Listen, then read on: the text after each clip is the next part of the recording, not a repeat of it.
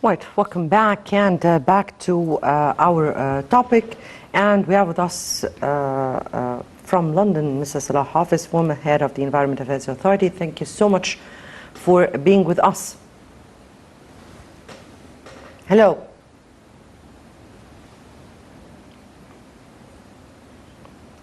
Right, I guess that in this report we have seen an illustrated vision for Egypt from President Abdel Fattah al-Sisi to how he views the threat of such a phenomenon, not just on Egypt.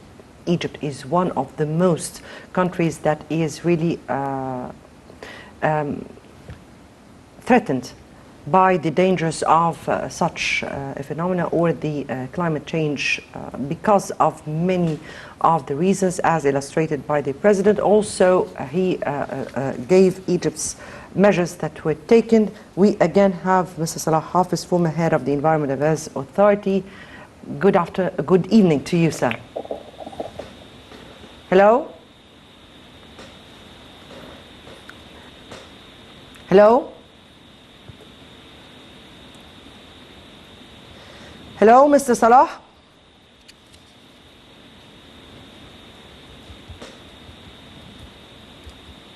Hello?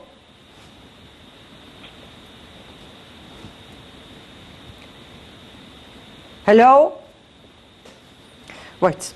So, as we have heard in this report, the President speaking about global exchange. Yeah. Yes, his speech before the COP26. Excellent. Yeah. Before the United Nations Conference on Climate Change. Okay. You're reading to his speech to the most important messages that he gave throughout his speech.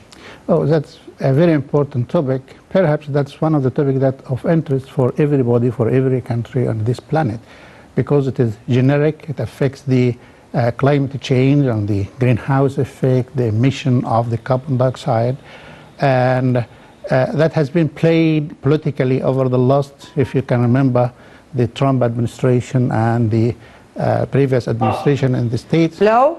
Yeah. I'm sorry. No worries, okay. Hello? Okay. In the current democratic administration, they have given interest. And in this summit, I'm quite pleased that the president, the top authority in this country, is taking place representing Africa and speaking on behalf of the African continent. I would say this game is played in favor of the developed nations rather than the developing nations. And 80% of greenhouse effect is emitted from the developed nations, mainly the States, China, and Europe. Less than 20%. Worth to say that one of the countries also who is very much contributing to the greenhouse emissions or the gas is China, which... China, it's absolutely clear. Who is not really attending. Yeah, I know. As I said, it is a heavily politicized topic, but at the end we are on one boat because we are speaking about the planet. Global warming is not going to exclude anybody on earth, either rich or poor, but the irony is that it is the poor countries that are going to pay the heavy price. Control of these are taking universal, anonymous steps to control greenhouse emission is fundamental for the prosperity of the planet. And as I said, as African nation, of our African continent, we are suffering heavily because we are paying a price that we don't share much in the greenhouse effect or in the carbon dioxide emission, but we suffer a lot. The other thing is, as the president has just said, Egypt has taken important steps in building smart cities.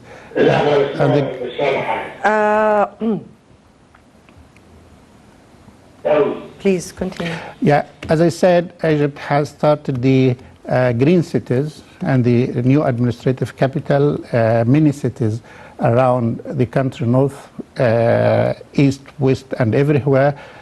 We have planted millions of trees in an attempt to reduce. We have moved to using the clean gas and clean energy instead of the petrol and other energy sources. So Egypt is taking an essential step to control that one. And Before we speak about Egypt's measures, because Egypt has taken enormous measures, many measures in this summit. No, in this process, in this file, very much indeed. But if we get back to what you were saying, sir, and we're speaking here about developed countries vis-a-vis the developing countries. And what we are speaking about here is that this particular meeting is taking place in parallel to the in Glasgow, indeed, in parallel to the G20 summit, the 20th most rich countries worldwide, and hence the results of, or the outcome of the G20 had its own repercussion on the climate change or COP26. True. How far do you see the outcome of the G20 with regard to the climate change issue? As I said, 80% of the greenhouse effect is coming from the developed nations. Unless they take effective step and be ready to pay a price to protect the planet, there is no hope. If they carry on and they politicizing the issue, administration after administration, if the China is withdrawn from that, I hope the overall vision for that won't work properly. So definitely the developing nations are hoping from the rich 20 countries to play their role. I would say Egypt's speech in this respect will be listened to, and we will take the necessary steps, but at the end it is up to the governments to take into consideration and to balance the economic development that's made by the energy and the pollution that's making, and the future of this planet and the prospect of life over this planet. Because yes, you just pinpointed on the most important thing, which is the future of this planet. Yeah, true. So is it really up to governments?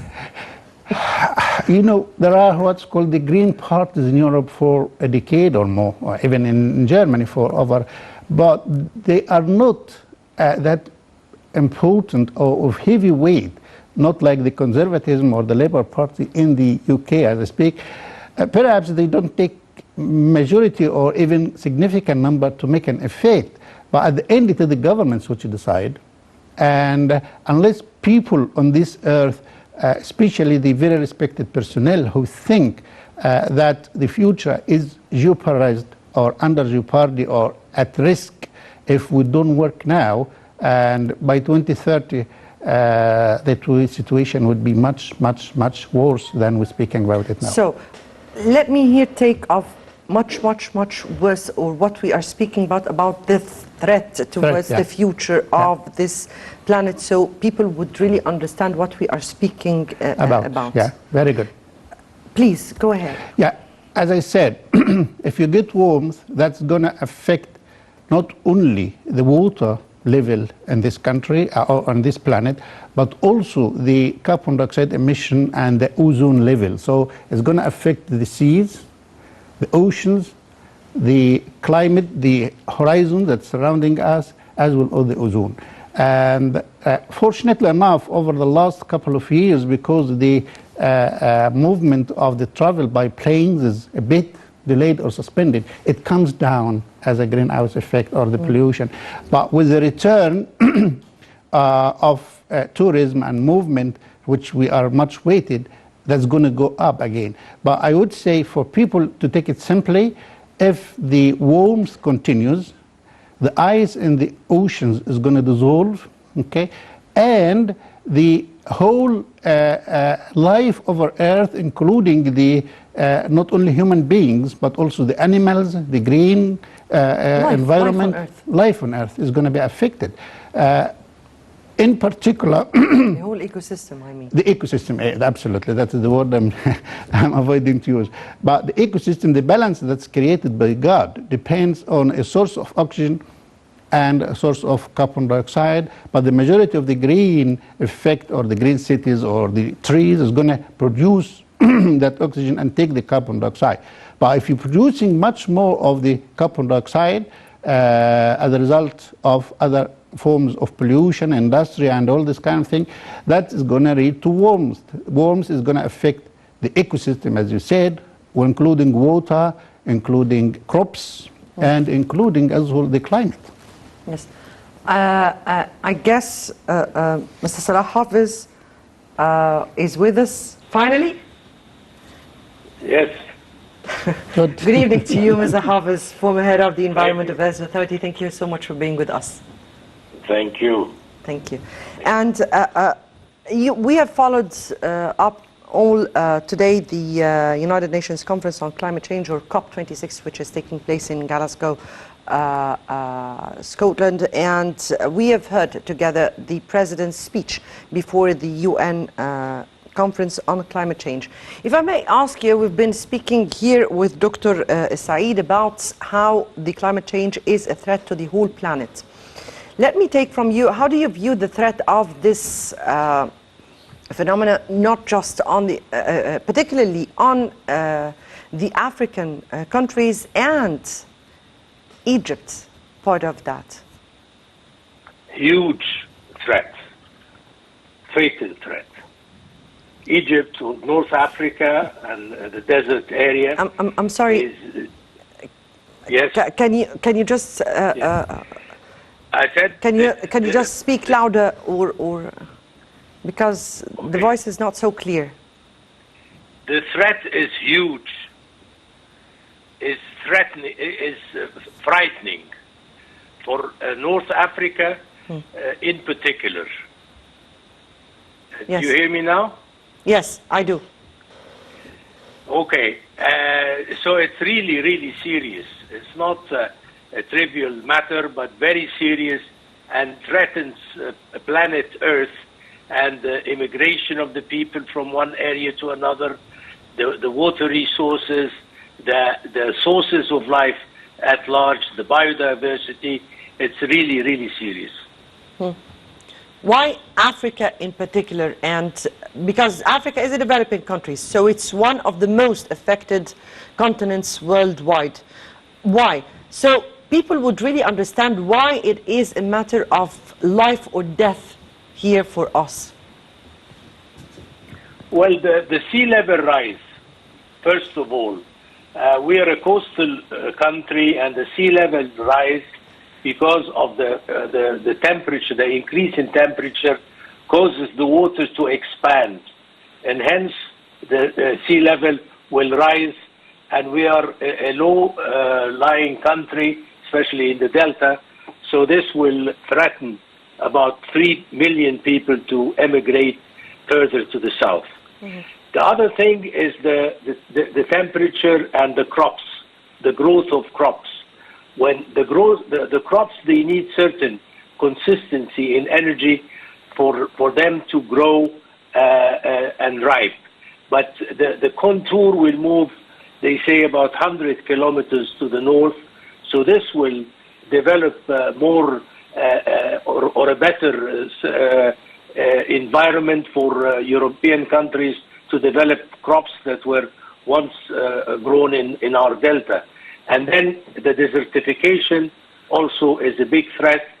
The ability of land to deliver, and the fertility of the land, the biodiversity. Although we're not a very rich country, but the changes in temperature will cause many species to disappear.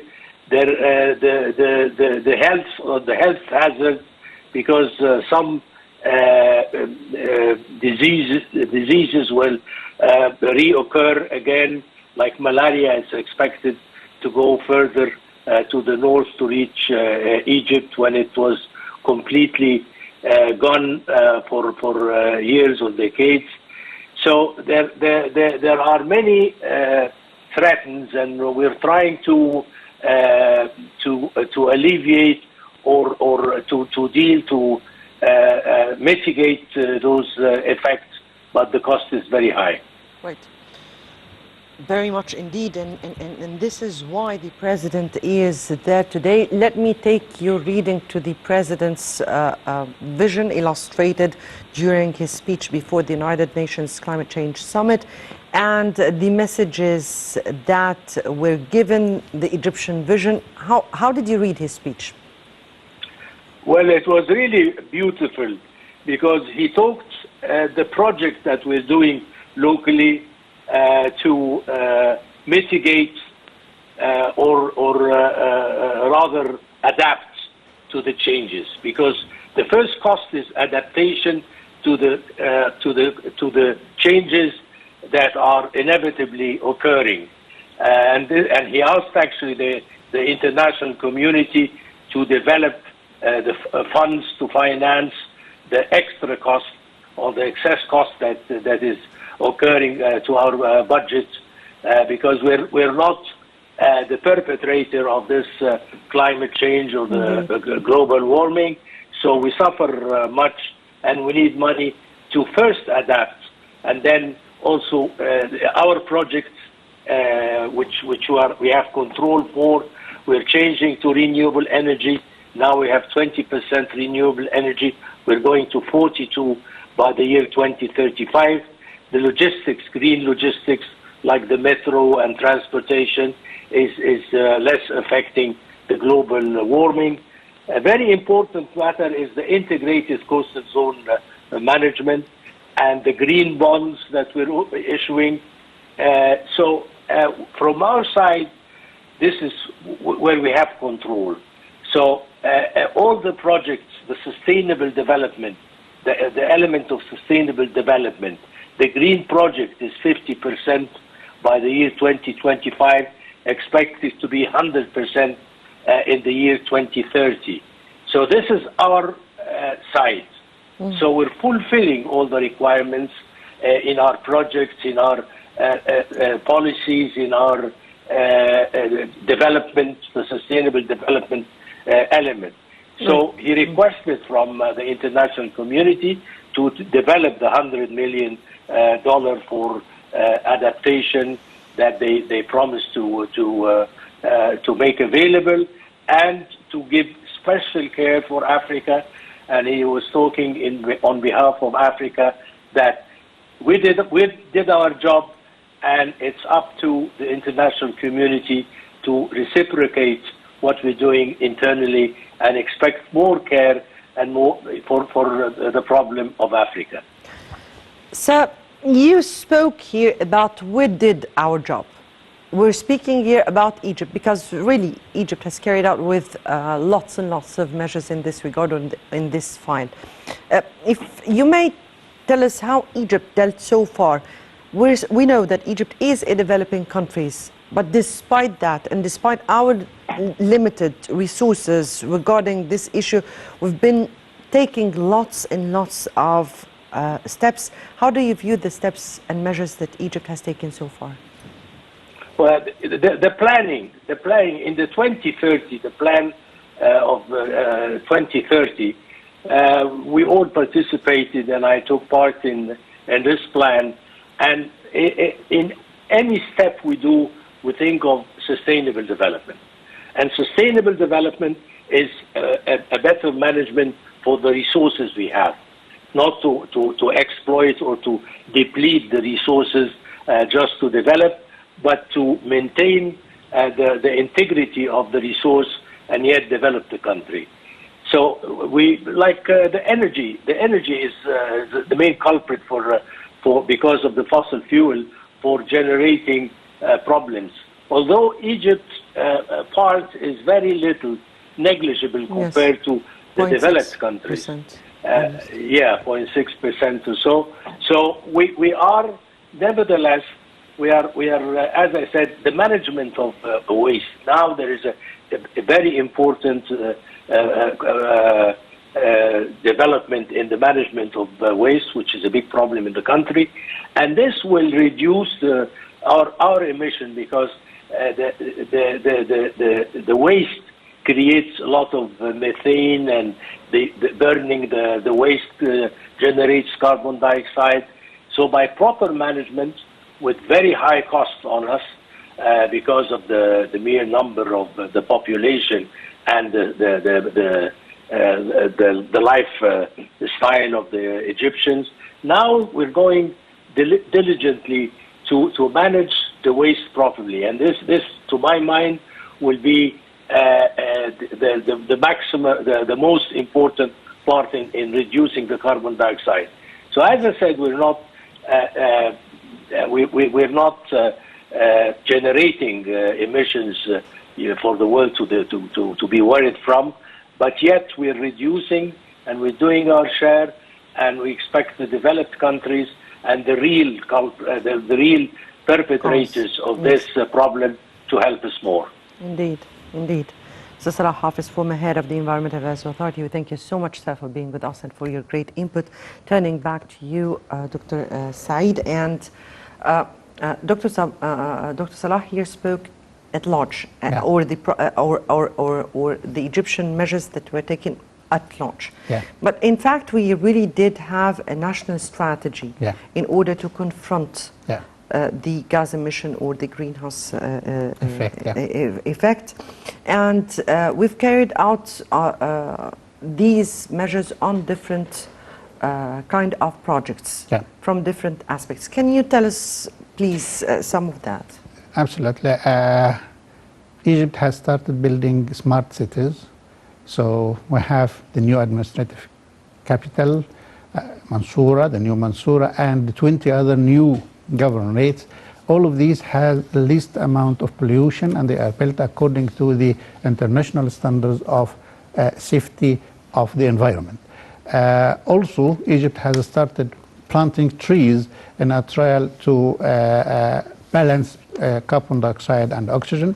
The most significant is Egypt has moved to the renewable energy. Yes. And fortunately enough, Egypt has had very good stores from gas, which is liquefied and then exported, but also Solar, even looking at the Greater Cairo 10 years back and now the streets are absolutely cleaner, the number of cars is reduced, but in the future, most of the trains and trolleys our metro is going to replace most of our cars in the street. So Egypt has done, but as I said, Egypt turning alone, also cars instead of fuel to gas. them into Absolutely, gas that's an important. and also electric. Absolutely. Although the electric cars are a bit, minority, but it's going to expand. But switching to gas rather than petrol is a significant step. Anyhow, as I said, Egypt will be endangered by the greenhouse effect much higher than its proportion, or less than 1%, as you said, 0.6. But we are in a closed sea. The Mediterranean is a closed lake, and any hazard will be reflected not only in Egypt, of course, but within the region. The most affected region because of the greenhouse effect and the climate change will be the Mediterranean Sea. And hopefully, as Mr. Salah Hafez, an expert, has said, if the water level is increased, the delta may be in danger. I hope it may be. It will be in danger. So Egypt also put into considerations this balance, particularly after the coronavirus. Egypt has put into its vision how to balance between the biodiversity, between the threat of the climate change and the health system. Absolutely. And hence it has taken a number of initiatives in the health system to make such a balance. But before we go into this, let me first take this quick report. And President Sisi's health initiatives, 7 years of achievements in the health sector, a number of unprecedented, truly unprecedented initiatives that were taken in this domain. Let's watch.